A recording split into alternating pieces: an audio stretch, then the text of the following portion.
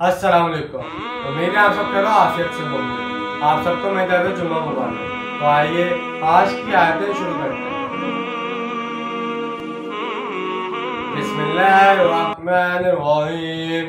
قالوا يا أوذنا من قبل أن تأتينا ومن بعد ما جئتنا قال عسى ربكم أن يهلك عدوكم ويستخلفكم في الأرض فينظر كيف تعملون۔ شروع اللہ کے نام سے جو بڑا مہربان نہایت رحم کرنے والا ہے۔ وہ کہنے لگے، اے موسیٰ علیہ السلام، ہمیں تو ایذا پہنچی آپ علیہ السلام کے آنے سے قبل بھی اور آپ علیہ السلام کے آنے کے بعد بھی۔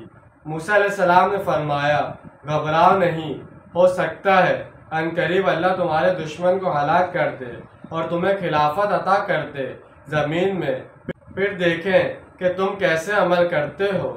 ان الفاظ سے اس مظلوم قوم کی بے بسی اور بے چارگی ٹپک رہی ہے کہ پہلے بھی ہمارا یہی حال تھا کہ ہم بدترین ظلم و ستم کا نشانہ بن رہے تھے، اور اب آپ علیہ السلام کے آنے کے بعد بھی ہماری حالات میں کوئی تبدیلی نہیں آ سکی۔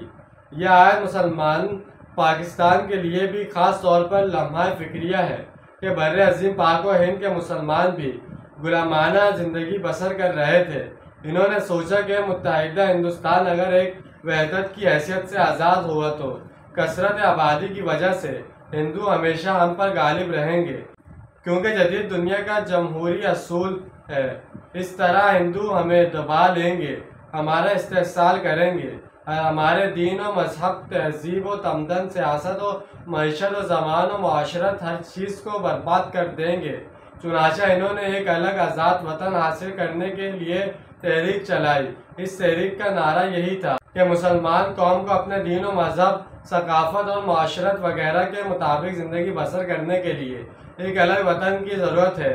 اس تحریک میں اللہ نے انہیں کامیابی دی اور انہیں ایک آزاد خود مختار ملک کا مالک بنا دیا۔ اب اس حوالے سے اس آیت کا دوبارہ مطالعہ کیجئے کہ وہ تمہیں زمین میں طاقت اور اقتدار عطا کر دے گا اور پھر دیکھے گا کہ تم لوگ کیسا طرز عمل اختیار کرتے ہو۔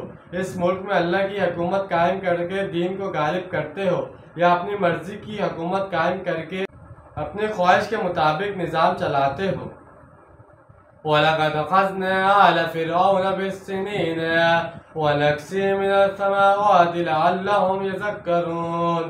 اور ہم نے پکڑا آل فرعون کو لگاتار قحط سالی اور فصلوں کی تباہی سے تاکہ وہ نصیحت پکڑیں۔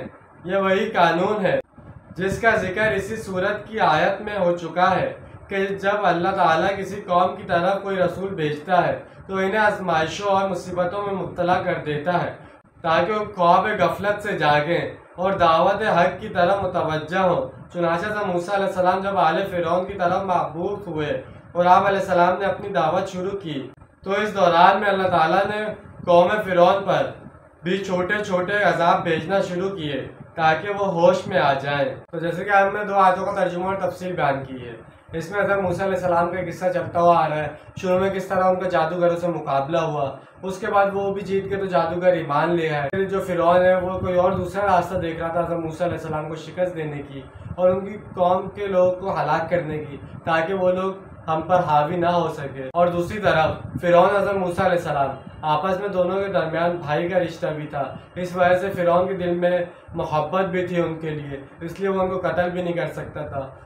تو یہ سارے واقعہ ہمیں قرآن پاک میں پتہ چلتے ہیں اور اس میں کھلے واضح طور پر ہر ایک الفاظ صحیح طریقے سے بتایا گیا ہے۔ تو انشاءاللہ آج کی ویڈیو آپ کو سمجھ میں آئی ہوگی، پسند آئی ہوگی۔ ملتے ہیں اگلی ویڈیو کا، ڈھیر سارا خیال رکھیے گا، اپنا زیادہ دوسروں کا خیال رکھیے گا۔ جب تک کے لیے اللہ حافظ، فی امان اللہ۔